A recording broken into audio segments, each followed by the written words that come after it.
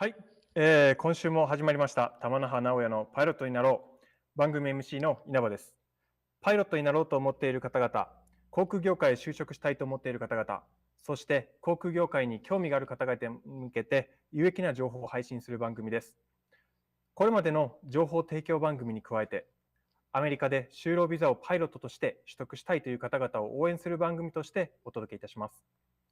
この番組はエアスマートエビエーションアカデミー、見える本質、見え本チャンネル、以上3社の提供でコミュニティラジオ FM ぎのわんからお送りいたします。放送は FM ぎのわんのホームページからもご覧いただけます。ホームページにリンクされている YouTube とツイキャスでは動画配信を、リッスンラジオでは音声配信を行っておりますので、ぜひ、聞いてみてください。今週も始まりました。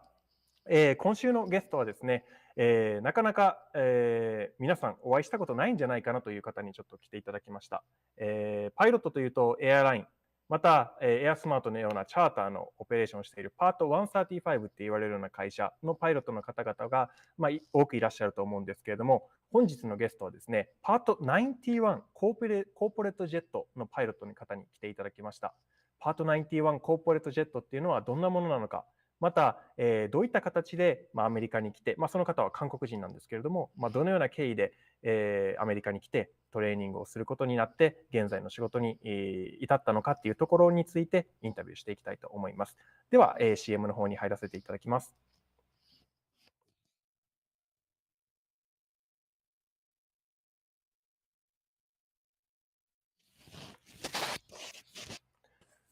Okay. See ya.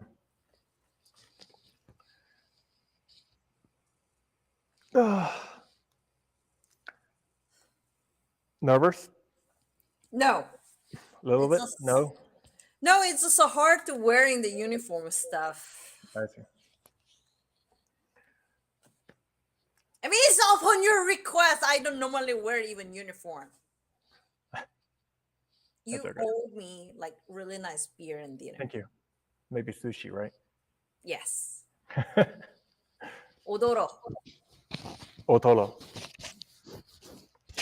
Okay. How's your job? Like simulator job for the global?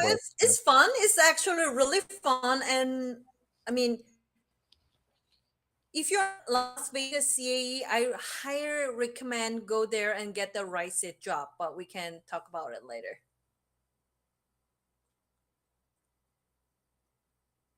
Hello. Inaba-san. Okay. We'll talk about the simulator job later. Okay.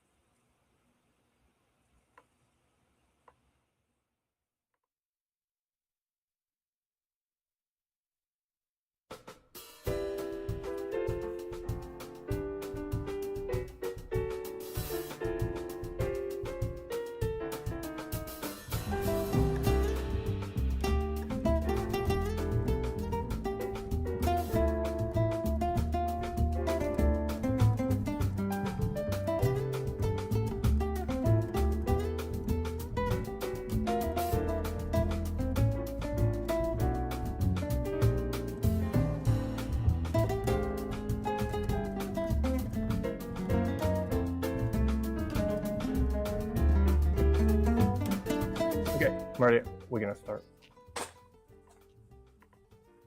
はい、今週も始まりました玉那覇直哉のパイロットになろう。先ほどもですねご紹介させていただきましたように、本日のゲストは、現在コーポレート、会社のパイロットチーフパイロットをされているマリアさんにお越しいただきました。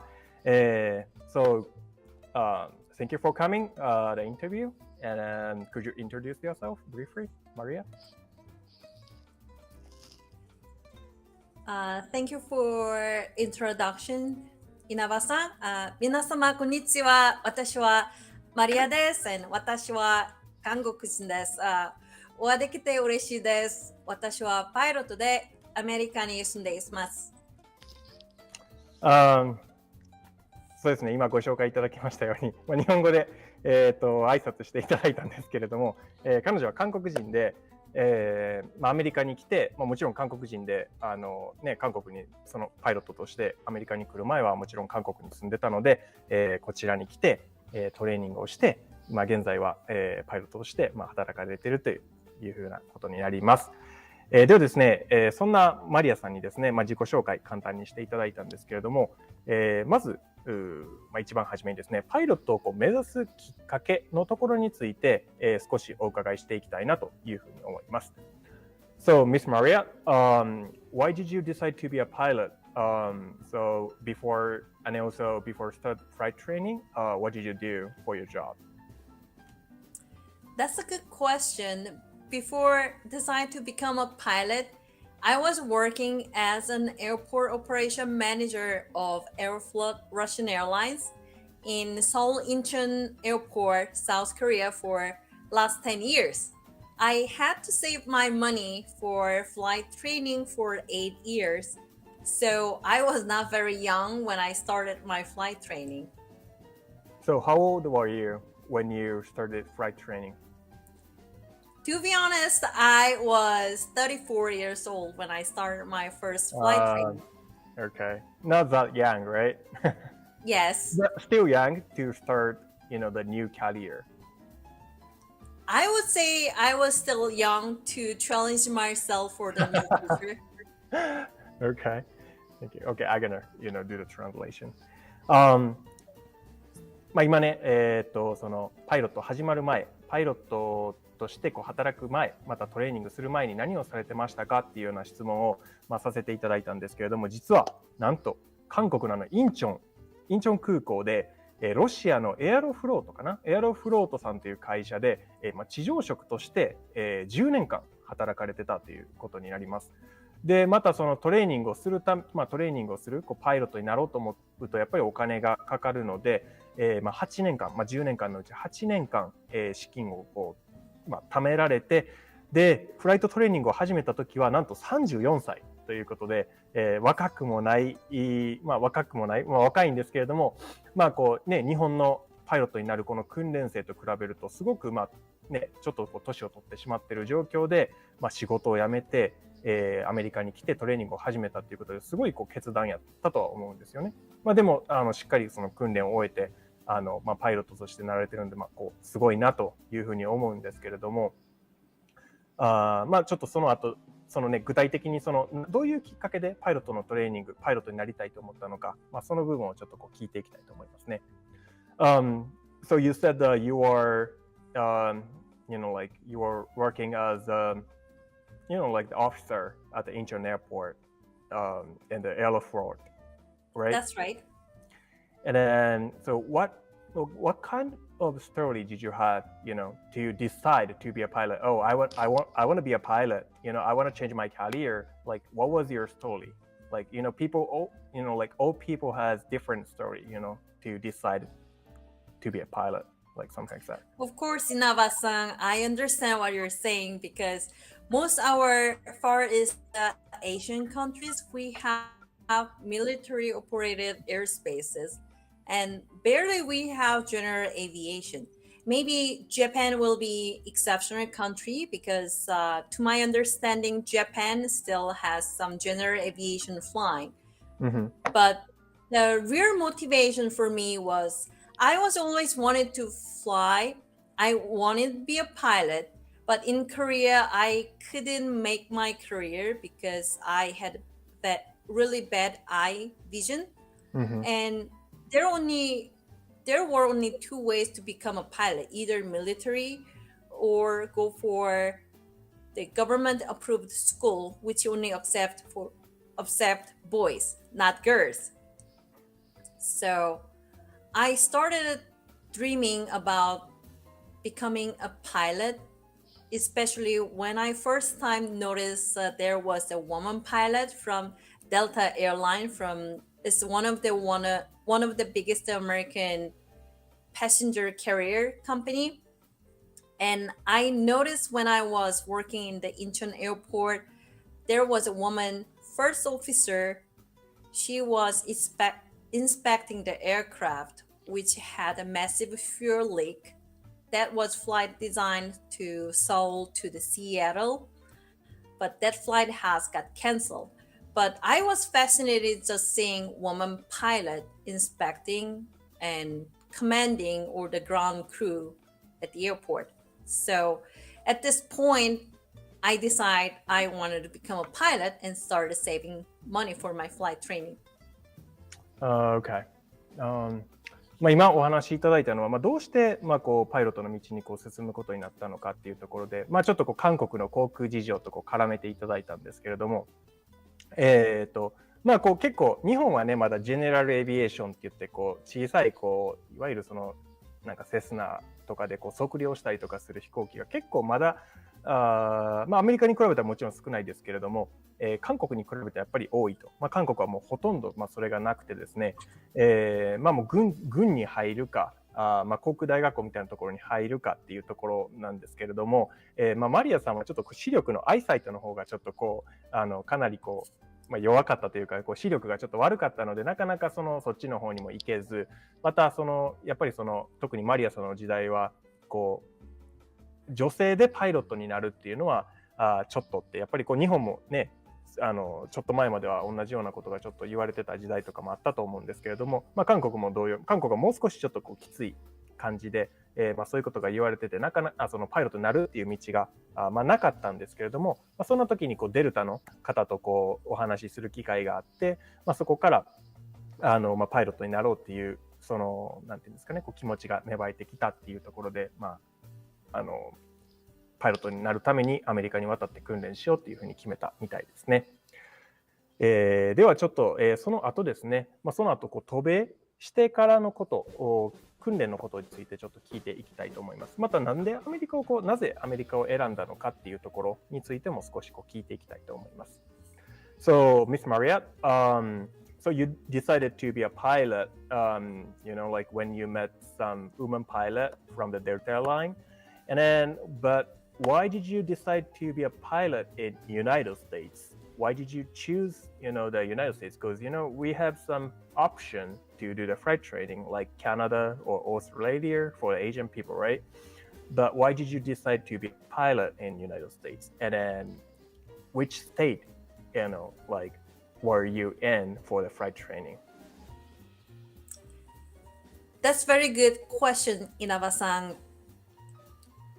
Because I actually had an offer to do my flight training in Russia because I had a connection in Russia, but I was strongly believing that United States is the country I want to be because it's the birthplace of the aviation, and I still believe that America is the best place to do your flight training and conduct the general aviation, not only the commercial aviation. And that's why I decided to come to America to do my flight training. I was very fortunate to have quality training in a very small town in Florida. I found a decent flight school and met a great flight instructor there with whom I started and finished all my training from private pilot to multi-engine instructor license. And the area I was in had less air traffic and no distractions like bars or beaches, so I could focus on my training and accelerate to finish all the ratings in 1 year. Okay, thank you. なんでこうアメリカを選んだのですかっていうところを質問したんですけれども、やっぱりこう最初はマリアさんはもともとそのエアロフロートっていうロシアの会社で働いてたので、実はそのロシアでパイロットになるようなそういうチャンスみたいなのもあったみたいなんですけれども、やっぱりこうマリアさんが言うにはアメリカはやっぱりこう飛行機エビエーション発祥の地だからやっぱりこうアメリカでこうパイロットになるっていうことがやっぱり一番いいんじゃないかっていうふうに考えられたみたいですね。でいろんなフライトスクールをこう探している中で、フロリダにある小さなフライトスクールがあって、そこで素晴らしいインストラクターに出会って、こう素晴らしいインストラクターもいて、でその小さなクリスタルリバーっていう町なんですけれども、そこにはバーもビーチもないので、こうフライトトレーニングにこうやっぱりこう集中して取り組めるっていうところで、プライベートから、MEI マルチインストラクターのライセンスまで、しっかり取ることができたっていうところで今お話しいただきました。So how was your training in the Florida? I mean, you said you got the private, from the private to the MEI, but how was it? Like, what was the difficult things for you to be a pilot? And to get a pilot certificate. Actually, to be really honest, it was not very easy because some of my friends back in Korea, they already had flight training in United States, and they were like, getting a pilot license is easy. But when I first time tried some maneuvers designed for the syllabus, and I had a little hard time, and my instructor can prove that I was a pretty good student, but we couldn't get the landing practice down for my solo flight. But regardless our struggles and weather and other obstructions, we could make it through. And I can tell my flight training was phenomenal, especially when I have all the support from the community, from the small town. The town was really designed for the flight training, and everybody just literally visiting airport encourage each individual student, and instructors were really encouraging foreign students to be successful in their flight training. I was very happy about that I get to choose that little airport in Florida. Okay, thank you. 今こうどうでしたかと、こう訓練アメリカに来て訓練するっていうのは大変だったと思うんですけども、こうどうでしたかっていうところのお話を聞いたんですけれども、すごく大変だったと。みんな結構簡単に言うんですよね。すでにこうライセンスを取ってる人っていうのは、なんかライセンス、フライトトレーニングなんてイージーだよみたいな感じのことを結構言ったりする人とかもいるんですけど、やっぱりこう、そうじゃなかったっていうところと、実際にこうマニューバーで特にランディングのところがやっぱりこう苦労して、なかなかやっぱりこううまくいかなかったっていうところがあったみたいですね。ただやっぱり今ご紹介いただいたこのクリスタルリバーエアログループっていうその小さなフライトスクールなんですけれども、やっぱりこう一人一人をすごくこうエンカレッジする、なんていうんですかね、励ますような学校だったので、すごくこう少数精鋭じゃないですけれども、すごくこう充実した訓練生活をもう送られたみたいですね。Okay, so next question is, so you got the CFI, right? So what was your first job? So you became a CFI first, or did you get another job after you got the commercial? Another good question, Irawa-san. I understand teaching other people is not for everyone. So, like many other people do in the United States, my first flying job was a flight instructor. I would consider flying banner towing or doing air survey, but at this point, I truly believe I was designed to teach other people, and it's been very challenging experience, but at the same time very rewarding. I did enjoy my time as an instructor, teaching people how to fly a little airplane, and I still do when I have free time. 最初の仕事何でしたかって、すごくファーストジョブってすごく大事なんですよね。パイロットにとって。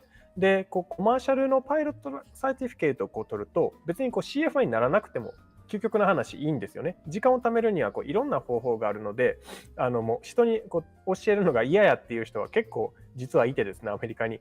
もうコマーシャルのそのプロの免許を取ったら、そのまま何かセスナで遊覧したりとか測量したりとか、バナートーイングって言ってなんか広告のなんかバナーみたいなのをずっとなんていうんですかね、ぐるぐる回してるようなフライトとかもあるんですけれども、やっぱりマリアさんはCFI になってやっぱり自分は教えるタイプの人間、教えることが好きな人間っていうふうに考えておられて、でやっぱり人に教えて何かするっていうのはすごく楽しいというふうに感じられてるみたいで、今ねチーフパイロットとしてホーカー 800XP っていうジェット機を飛ばされてるんですけれども、未だにまだ CFI をサイドジョブとしてしてるっていうぐらい、CFI をすごくCFI の仕事がすごく好きな方みたいですね。ではちょっと次の質問ですね。実際にCFI がすごく楽しいっていうふうにおっしゃっていただいたんですけれども、何がすごく楽しかったのか、具体的なストーリーがないかちょっと聞いてみたいというふうに思いますね。So you said the CFI job was really fun. Like it's really like worth it to teach someone, right? You said that. But could you tell me like some specific story, like when you feel like, oh, this is my job and this is what I want, like something like that. Do you have like specific stories? So, to be honest, maybe I was a good student in academic world, but maybe I was not the best student get the landing practice down. So when I was having my first solo practice, I already had a lot of hours. So from that experience, that actually helped me a lot to teach other people. So I could cope what everyone's problem or what they need to more focus on. So whenever I explain each maneuvers or landing practice to be done and when they execute what exactly has to be done based on the regulation, to meet the requirement, it was very, very rewarding. So I cannot really explain, but maybe I can compare if you are a parent, like you have your first child and the first child finally start walking and probably is comparable experience, like finally your first student started doing something without your help. So at that moment I literally could tell that I can enjoy this experience and I can do this as long as I can enjoy. Okay, I see. Thank you.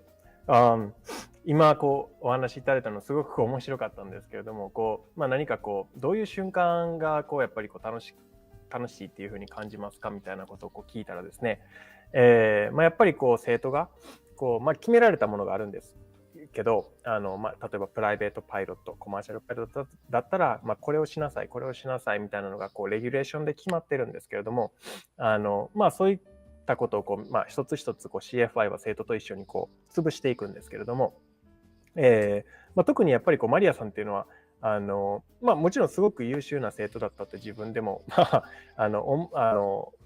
優秀な生徒だったと思うんですけれども、やっぱりランディングのところで最初やっぱり苦労した経験も同時にやっぱり持ち合わせてるので、やっぱりなんていうんですかね、できないっていうことに対する気持ちはやっぱり理解されてるんかなっていうところがあると思います。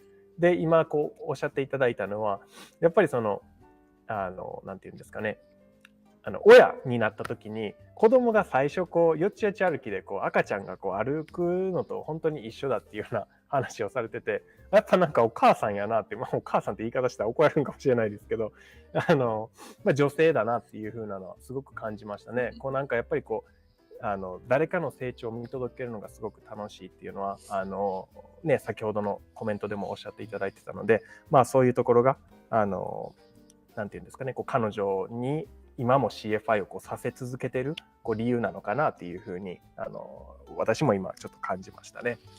はい、早いですね。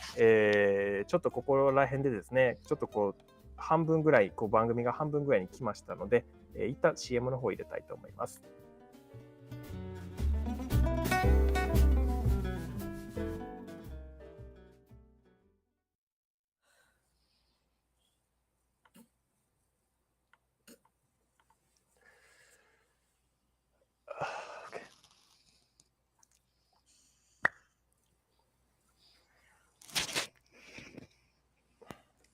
What?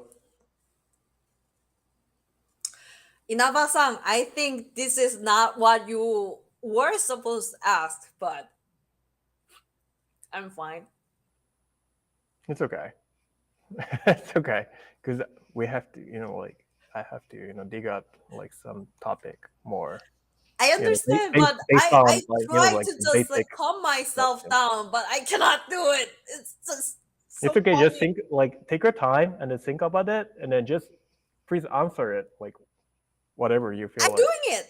I'm doing it, dude. Okay. Yeah, good job. Thank you. I really appreciate it.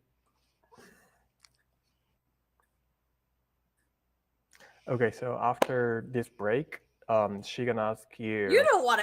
the one question. Okay. What? There's another question? Yeah. After this break, the Manami-san gonna ask you the one question. Okay, and then I gonna read through the comment from the viewers and the listeners.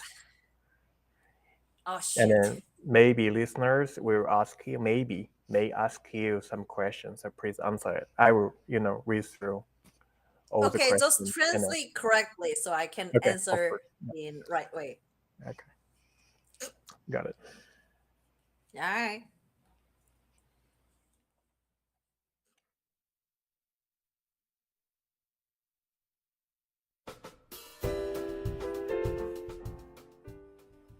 But anybody actually see me? Or is this voice recording? では、後半の方に行きたいと思うんですけれども、毎回恒例まなみんの質問コーナー、今回も行きたいと思います。ではちょっとまなみさんの方にさせていただきますね。はい、まなみさんこんにちは。こんにちは。よろしくお願いします。お願いします。こんにちは。では質問の方お願いします。早速いいですか。さっきこの CFI で教えるっていう話をしてたんですけど、はい、この教える中でやっぱいろんな生徒さんがいるじゃないですか。なんかこの学ぶ速度も全然違うと思うんですけど、確かにその中でなんかすごいもうどうしようみたいなちょっと困難にぶつかったことはあるのかなと思って。なんか多分いろんな教え方がやっぱ必要じゃないですか。いろんな生徒一人一人に対して、その中でもどんな教え方してもなかなかうまくいかないなみたいな。なるほどね。なんかこう、はい、自分の教え方でこうなんか全然うまくいかないなみたいな生徒いたことありますか、みたいな質問で、その時にちょっとどうしたかとかももし、どうしたのかっていうことですね。わかりました。So, Miss Maria, she's gonna ask you about the one question, which is, like there are so many different types of the students, like the different way of learning and then different, the attitude to learn something. And then do you have any experience, when you meet some students, but, like it's kind of hard, difficult to teach them. And then what did you do for those students, who has like a little bit, struggle with learning something? Like, do you have any experience with that? Hi, Inaba-san. I do have experience having some difficult students because in flight school there are other flight instructors taking care of other students' initial training. But whenever I have some puzzle or problems, they send them to me to fix the problem. So I was kind of fixer of everything. Yes, so I definitely learned how to customize the curriculum for individual student. And one of the really hardest student was from China during the instrument training, who got disoriented during the night time, and that was in between bad weather. And students couldn't really handle the air traffic controller's instruction. So we were supposed to turn to the right, but the student executed the left turn and start losing altitude, and he had no idea where he's going for. So I had to take over the control and take over the radio as well. That was probably one of the scariest moments as an instructor, to fix students' problem, dealing with ATC, and also let students realize what he was supposed to do, other than flying Actually, he did, right? in a different way. Okay. Thank you. 今こうお答えいただいたのはこうマリアさんはその以前こう CFI としてこう働かれてたそのスクールでこうフィクサーっていう今マリアさんはフィクサーっていう言葉を使ったんですけれども、こう他のインストラクターがこう教えきれない生徒をこう面倒を見るようなこう立場やったみたいで、人柄もすごいね明るいし優しいからこうそういう風になったと思うんですけれども、その中でもやっぱりこうマリアさんでもやっぱりこうなんていうんですかね、こう少し怖い思いをした、大変やった経験が一つあって、とあるこうね外国人の訓練生がいて、ナイト夜やったんですけれども、ほんまはこうなんていうんですかね、こう本当はこう右に曲がらなあかんところこう左に曲がったりとか、こうレディオですね、レディオコミュニケーション、コントローラー管制官とのコミュニケーションしないとあかんのにも、多分ねこう集中してたんでしょうね。こうフライトに集中しすぎてこう全く聞こえなくなったりとか、もうこうめちゃくちゃにこうなったみたいで、その時はこうねコントロールをCFI が取らないといけないし、そのコミュニケーションも自分でやらないといけないので、その瞬間はちょっと怖い思いをした、大変だったっていうようなお話をしていただきました。ありがとうございます。はい、ありがとうございます。こんな感じで大丈夫ですかね。はい、ありがとうございました。じゃあまた、戻しますね。はい、じゃあまなみんの質問コーナーも終わったところで、今日もですね、ちょっとこう、リスナーの方からのちょっとコメントを読ませていただきたいと思います。ケンさん、韓国人の女性にタジタジ。実はですね、隠してたわけじゃないんですけど、このマリアさん、実は、僕がその彼女が今言ってたフロリダのそのクリスタルリバーっていう学校なんですけれども、実は僕も、そこでプライベートからコマーシャルまで取りました。で、その時の僕がコマーシャルやってる時の教官です。なので、教官として一緒に、何回か飛んでます、そのコマーシャルのために。僕のそのメインインストラクターがなんかこう休暇かなんかで、どっか行ってる間に、ちょっと 3,4 回一緒にこう飛んだこう思い出もあって、実はちょっとこうあれから5年ぐらい経つんですけども、未だにこうコンタクトを取り続けてて、今やね、彼女はこうコーポレート会社のチーフパイロットで、活躍されているので、すごいなというふうにいつも思っている感じですね。世界からアメリカにパイロットのアメリカンドリーム目指して頑張られているストーリーシリーズ、いいですね。楽しんで聞かせていただいてます。いつもありがとうございます。すごいですよね、本当に。はい。ではですね、コメントまたいただきましたね。原田さん、原田さん、久しぶりにライブ時間に参上ありがとうございます。いつもこれからもぜひ聞いていただけたらというふうに思います。はい。またですね、ラジオネームいっちょんさん、ケンさん、チャーミングな声だけでわかります。マリアさん、ウィズマナミン、こんにちは。マリアさん、エアロフロートでお勤めの時はどのような気持ちで働いていましたか？パイロットになるため我慢、でも航空大好きだからそれはそれで楽しく働いていた。その間パイロットを目指すにあたって事前にやっていたこと、準備していたことはありますか？資金以外に。マリアさんの英語とても聞き取りやすいです。どのように学ばれましたか？と、すごいですね。いっぱい質問いただきました。じゃあちょっと一つ一つ聞いていきたいと思いますね。So Miss Mariette, the one listeners ask you about, like you said, you were working as an aeroflot officer, right, at the Incheon airport. Yes. But to save the money for the flight training. Right. 8 years.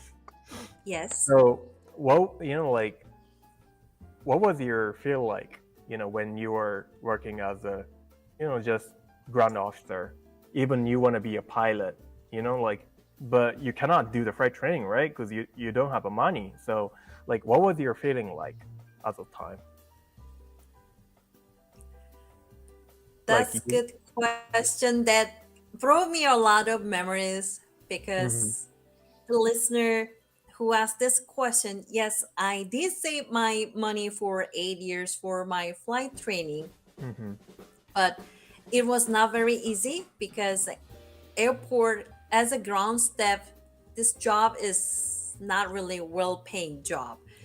So I had to save money for flight training for 8 years, and at that time, actually, I was very established and everybody recognized me as a staff of the Aeroflot and whole airport with my name, like everybody knew who I am. So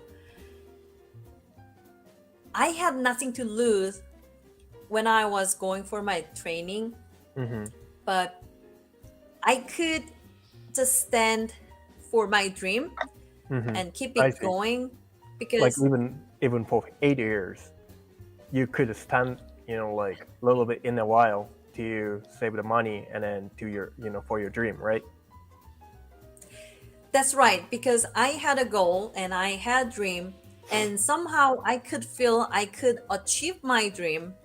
And I knew in the United States is the country of dream. And if you work really hard, you can achieve where you want to be. And I was believing really hard for it. And here I am living my dream, and I have no complaint. Although I had to go through really hard 8 years, but I don't regret.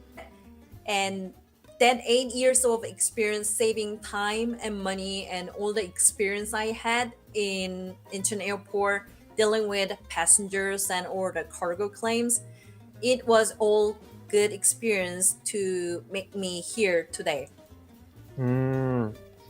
すごいなんかうまいことまとめましたね。なんかすごいなと思ったんですけど、今8年間エアロフロートで働いてる、そのフライトトレーニングのために働いてる、その時どんな気持ちでしたか？大変じゃなかったですかっていう感じだったと思うんですけど、もちろんやっぱり8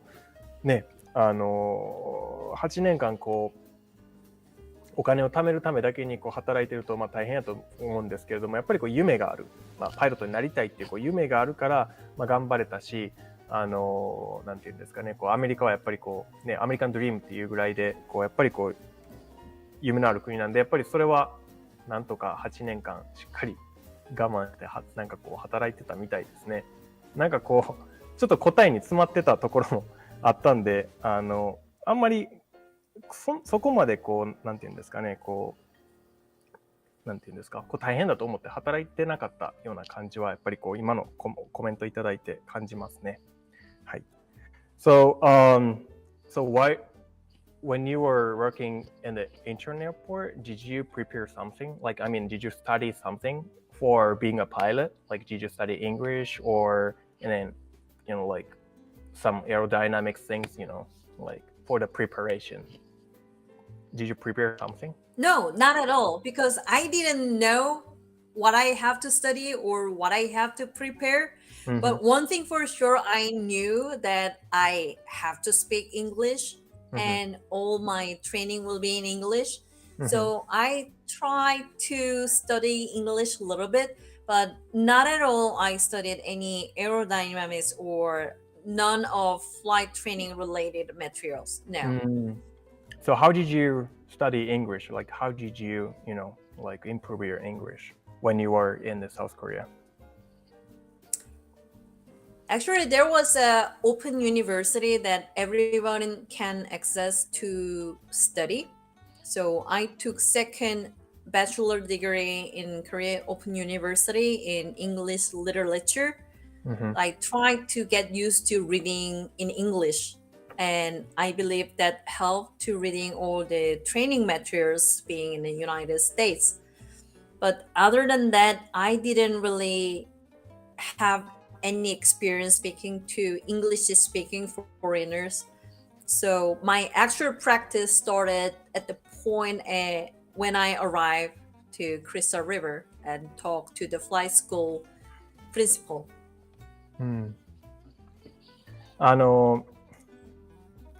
今お話いただいたんですけれども、何か準備してましたかっていうお話聞いたんですけれども、特に何もしてなかったと。よくね、なんかエアロダイナミクス、航空力学とか天気とか、空域エアスペースのところとかだけちょっと準備して、アメリカに来ようっていう人って、結構いると思うんですけれども、森谷さんの場合は特に何もしなかったと。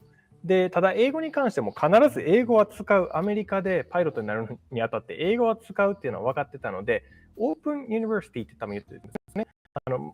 ちょっとどういう大学なのか僕もちょっとあんまり分かんないんですけども、誰でもなんか行けるような大学、アクセスできるような大学で、そこで英語文学の授業を取って、なんていうんですかね、英語を使うことにならそうというふうなことはしたみたいですね。はい。そんな感じですかね。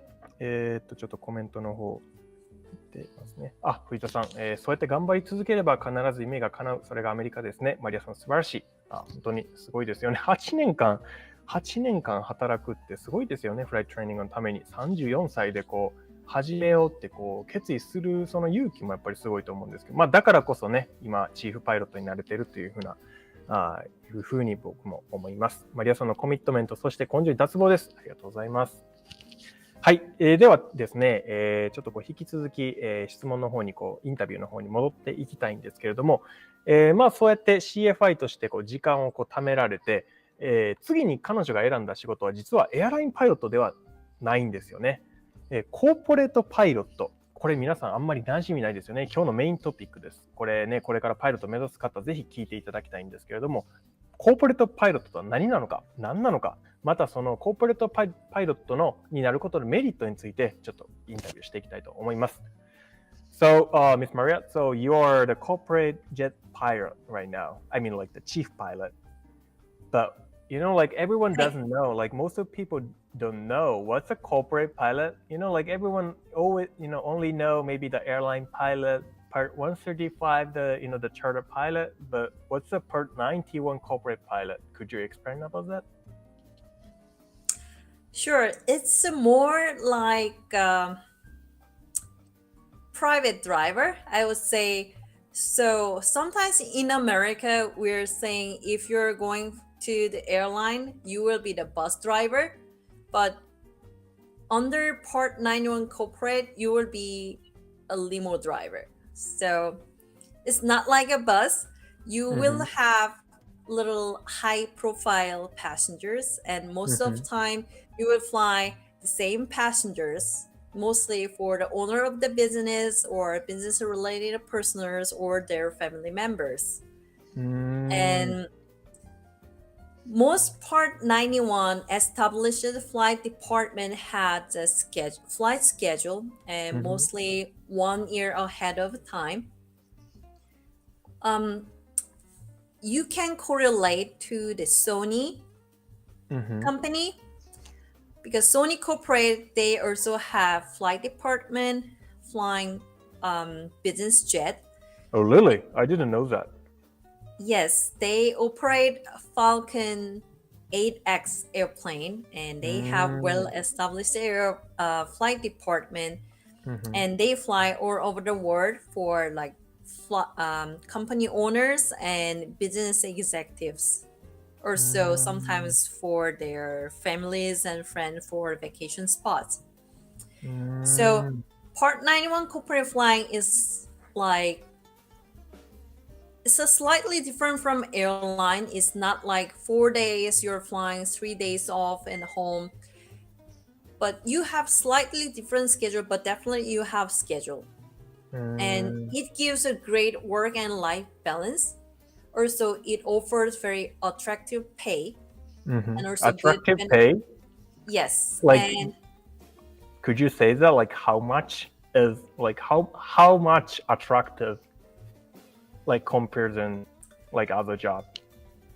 Inaba-san, I think you can Google airline pay, and most corporate pilot pay start from at least 5 years of experience of airline pilots. Captain? Yes. So it's a very attractive pay, and it offers good benefit packages like insurance and retirement plan. And one thing I really like about corporate flying is you will be treated like another family member. It's not like, okay, number one pilot, you go fly this flight. But this type of flying is a very customized, so you know your passengers and you interact with passengers. So for example, my company has a schedule, and mostly whole year trip are already planned, and of course there are some unexpected pop-up trips, and destinations are really good place like Bahamas, Arubas, St. Martin's, where everybody wants to go other than just business cities. And we are not just coming back to our city, but we most of the time stay with the owner until they comes back home. So I may work 10 to 12 days, but basically my flying days will be 5 to 7 days a month maximum. 5 to 7 days. I also have a lot of time Really? off not flying. Yes, so I can spend my time for myself, and that actually led me to teach part-time on the simulator. As a CFI. Okay. はい。 Thank you. 今ちょっとこう長くなってね、長くなればなるほどいつもこの僕外国人のゲスト呼ぶとちょっとね言われたことをこう記憶するのが大変になってくるんですけれども、ちょっと頑張って翻訳していきますね。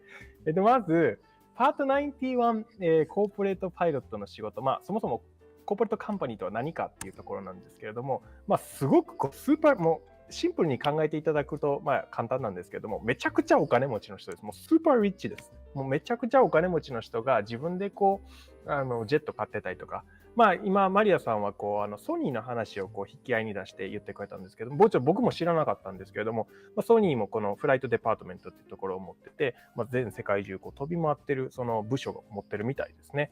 そんな感じでこう会社であったりとか、超スーパーお金持ちのオーナーさんがですね、自分でなん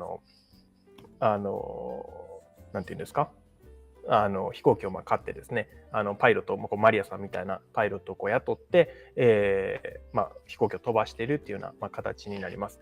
で、何がこういい点ですかっていうところをこうマリアさんに聞いたんですけれども、やっぱりこうオーナーの方に、なんていうんですか、オーナーの方の下で働くので、会社っていうよりは、その家族の一員として扱われるっていうところにすごくこうやりがいを感じているっておっしゃっていただきましたね。またその待遇もすごく良くてですね、こうエアラインと比較してもマリアさんまだコーポレート始めて、そんなに日が経ってないと 2,3 年ぐらいしか多分経ってないと思うんですけれども、そのオーナーさんとかによってはエアラインのキャプテンの5年目ぐらいのこう給料を全然こうもらえる。またその休みも多くて、だいたい月に5日から7日ぐらいのフライト、1月に5日から7日ぐらいのフライトのスケジュールしか入ってないっていうような話をいただいて、だからこそマリアさんは今 CFI の仕事をサイドジョブとしてできているっていうところがあるので、自分でこう、そのワークライフバランスをこう、なんていうんですかね、自分でこう生活スタイルを作れるっていう意味では、すごくこう魅力あるのが一つポイントかなっていうふうにおっしゃっていただきましたね。はい。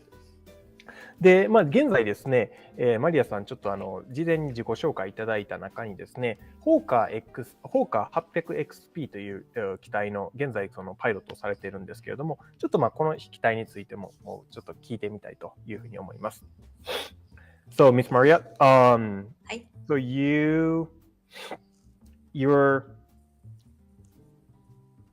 you're you're the pilot for the Hawker 800XP, is it correct? はい。So what kind of airplane is that? How fast and then, how far you guys can go, from the departure airport to... It really depends on the time of the year, but we normally cruise about 400 knots per hour. And let's say from New York City to Las Vegas, we can make non-stop flight. And during the winter time, and it's summertime when jet stream is mild, then we can stretch to San Francisco or Los Angeles. So it's about 5 to 6 hours airplane. ホーカー XP、ホーカー 800XP ですねっていう機体は400ノットぐらいやっぱクルーズで出て、なおかつやっぱ5、6時間ぐらいは飛べる飛行機なので、ほぼやっぱり全米ですね。だいたいエアライン使っても西から東までだいたい4時間ぐらいなので、ホーカー800XP を使ってもだいたい5、6時間ぐらいでニューヨークからラスベガスとかまで来れる。夏になってちょっとジェットストリームがマイルドにちょっと緩くなった時はサンフランシスコとかロサンゼルスとかまで、届くような、すごく性能のいい、飛行機ですよね。なので結構アメリカ人の方は結構使ってたりとかする機体になります。はい。でですね、そんな感じで、コーポレートパイロットとして働かれてて、その余った時間で CFI として働かれているそのマリアさんに今後どういうふうなキャリアプランを考えられているか、少しちょっと聞いてみたいと思います。So, Miss Maria, you're now the corporate pilot, but do you have any plan for your future as a pilot? Do you have specific, the company you want to join, or you want to stick with the current company? That's also a good question, Inaba-san. I think most Asian people think of when we're talking about pilot is most of the time becoming an airline pilot. But I discovered other than airline here in United States, there are so many jobs other than airlines, which is stretch and challenging yourself to grow more. And I personally, moving on to flying Bombardier Global Express is one of the top level of business aviation jet nowadays. So I can do long hour flights around the world. I'm very excited about going further non-stop to Europe, Middle East, or Far East Asia. And I dream of flying into Korea one day. And there are so many things I can talk about. But for now, other than airline, I want to stretch my capability and growth in business aviation. Okay, thank you. 今将来どういうことをしたいですか？今はねコーポレートパイロットとして働かれてるんですけれども、どういうふうなことを将来的にしたいですかって聞いたんですけれども、もちろんエアラインっていうのは皆さんが最初に思いつくパイロットの仕事なんですけれども、今はやっぱり自分の能力とか可能性を広げることを考えてて、いろんなことをやりたいと。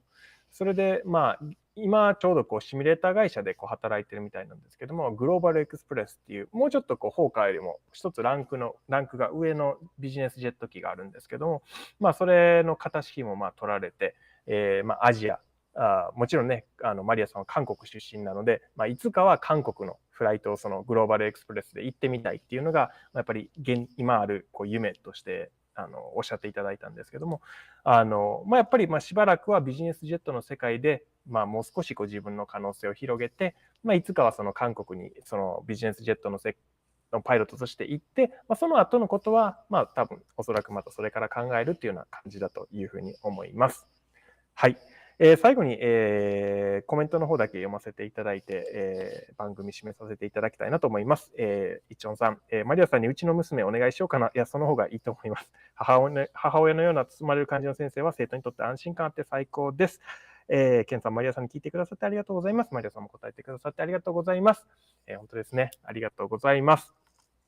早いですね。時間の方も、来てしまいましたね。また、来週はですね、エアスマートのパイロットに、インタビューさせていただく予定です。また来週の、放送も楽しみにしていただければと思います。またですね、ちょっとマリアさんに何か質問がもしある方がいらっしゃったら、ぜひぜひ気軽にFM 宜野湾さんの方にこんな質問、したいんですけれどもというふうなことを伝えていただくと、僕の方からマリアさんにコンタクト取って、また質問させていただいて返信させていただくこともできますので、ぜひぜひ、皆さんどしどし質問していただければというふうに思います。本日もありがとうございました。本日の放送はエアスマートエビエーションアカデミー見える本質見える本チャンネルの提供でお送りいたしました。また来週。ありがとう皆さん。